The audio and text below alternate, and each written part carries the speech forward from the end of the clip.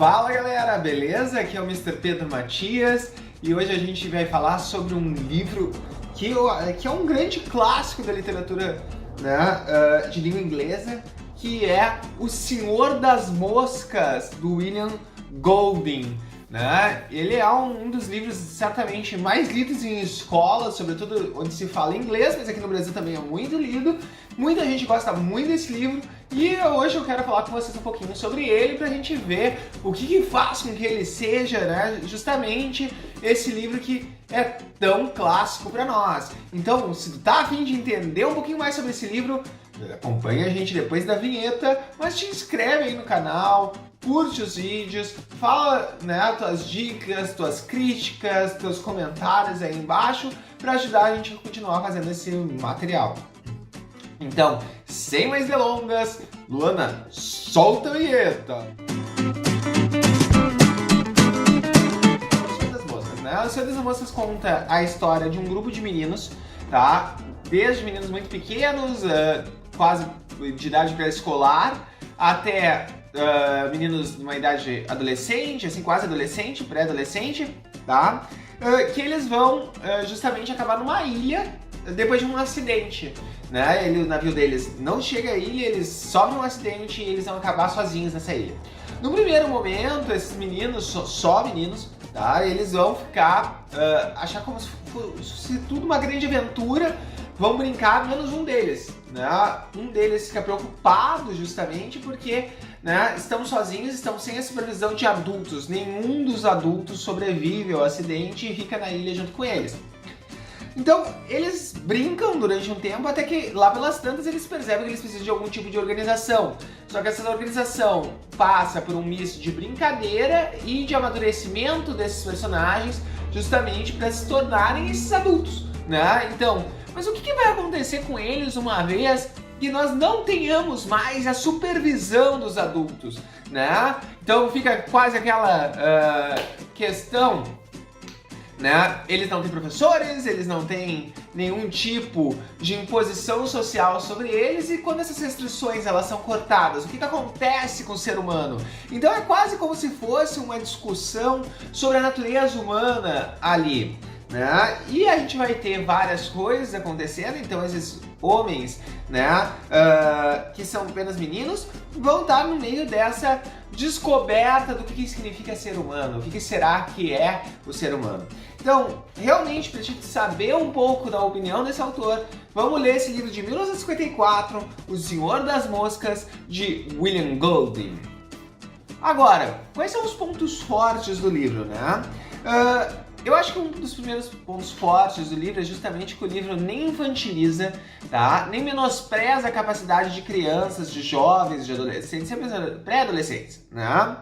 Eu acho que esse é um ponto, porque assim, na nossa sociedade a gente tem uma tendência a achar que os jovens, as crianças, elas são, eu diria, puras e infantis no sentido de elas não têm nenhuma maldade, elas são tudo pureza, tudo só coisas boas, aqueles anjinhos voando por aí, né? E qualquer um que já viveu com uma criança sabe que uma criança de 3 anos, né, ou 2, 3 anos, quando ela vai, né, ser, vamos dizer, frustrada de alguma coisa, não tem nada de anjinho na cara que ela faz e começa a te bater com um martelo de plástico na cara para tentar conseguir, né, justamente o que ela quer. Então, eu acho que isso é um ponto positivo do livro, porque ela não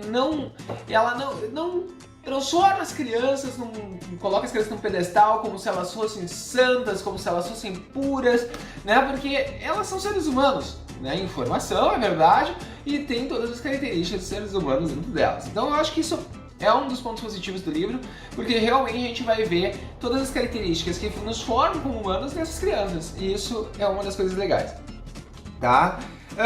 Eu acho que outra questão importante é que tem um substrato interessante de discussão filosófica aí por trás da narrativa, né?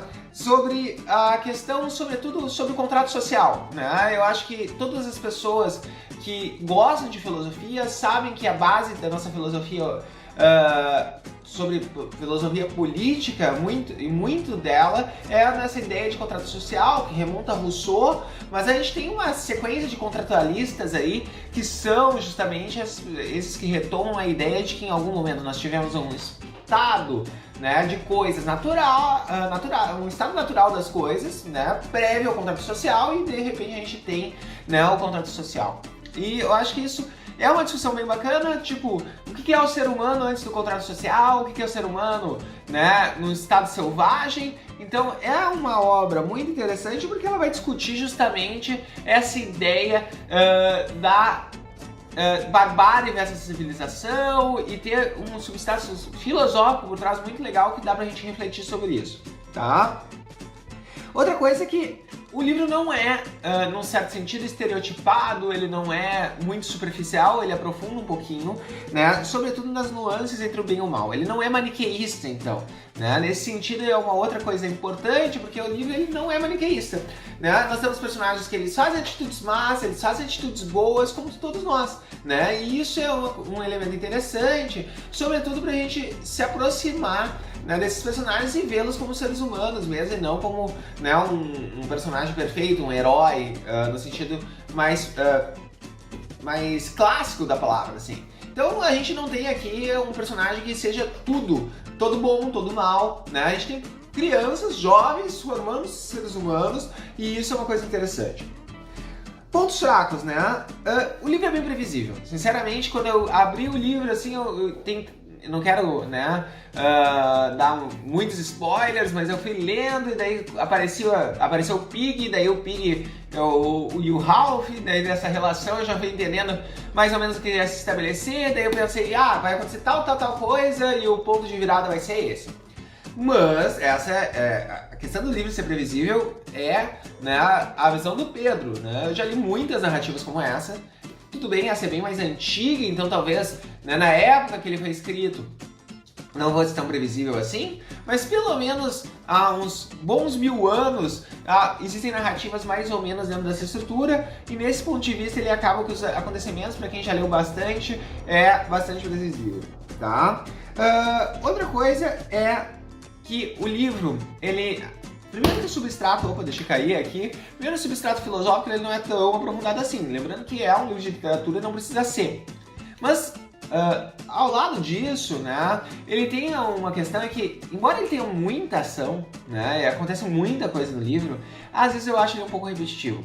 Né? Ele vai ter algumas coisas que se repetem, cenas que vão e voltam, e acontece de novo a mesma situação, que é para construir o clima, né? E construir a ideia do livro, de que, né, da obra, desse romance, de que o que está acontecendo para se formar essa sociedade, como é que a gente tem essa civilização e essa barbárie competindo ali, né? Porque a gente vai ter dois grupos que vão se formar eventualmente, mas ao mesmo tempo, eu acho que para construir isso, como ele acaba sendo um pouco óbvio para mim, ele acaba sendo também um pouco repetitivo, porque, bom, eu já entendi o que tu quer me dizer, não precisa me explicar de novo. Vamos lá, quero ver as coisas acontecendo, né? Então, isso eu acho que é uma das coisas que a gente pode marcar como um dos defeitos do livro, né?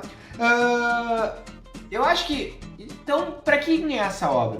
Bom, a primeira coisa é que quem gosta de um bom livro de aventura vai gostar desse livro, né? Então, se tu gosta de aventura, gosta desses livros, alguém caiu numa ilha e pipipopó, tu vai gostar do livro, o livro não vai te decepcionar. Para além disso, para quem gosta de discussões filosóficas, refletir sobre isso, outros filósofos que a gente poderia citar como base desse aqui é o Thomas Hobbes, né? Porque assim, aquelas frases atribuídas ao Thomas Hobbes, na verdade não é dele, mas que foi atribuída e sintetiza muito bem o Leviatã, que é o homem ao lobo do homem, a gente pode dizer que é um jeito muito legal de ler esse livro como uma analogia, como uma alegoria, desculpem, para essa frase. Então eu acho que pode ser uma frase, um livro bem interessante para quem gosta de filosofia, gosta de refletir sobre essas questões, mas também para todos aqueles que querem, né, um bom livro de aventura. Ele também se presta a isso. Eu acho que é bem bacana, os personagens são bem desenvolvidos, né? Então tu vai acabar te encantando por alguns deles e gostando deles. Certo, pessoal? Espero que vocês tenham gostado. Agora já deve estar começando a aparecer aqui, né, as nossas dicas, né? Siga o canal, aparece aquela bolachinha com a minha fotinha aqui, fazendo assim, né, pra que tu me siga, se inscreva no canal.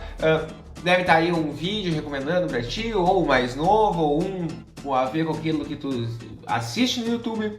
Além disso, comenta, curte, nos ajuda aí e pode colocar nos comentários, por exemplo, dicas de o que foi legal na edição, o que não foi, uma dica do que poderia ter colocado aqui no vídeo, porque a Luana tá editando aí os vídeos pra nós e ela vai curtir as dicas e eu vou curtir o comentário, porque daí o YouTube me joga mais adiante para todos, certo? Espero que vocês tenham gostado, a gente se vê no próximo vídeo e até a próxima, tchau!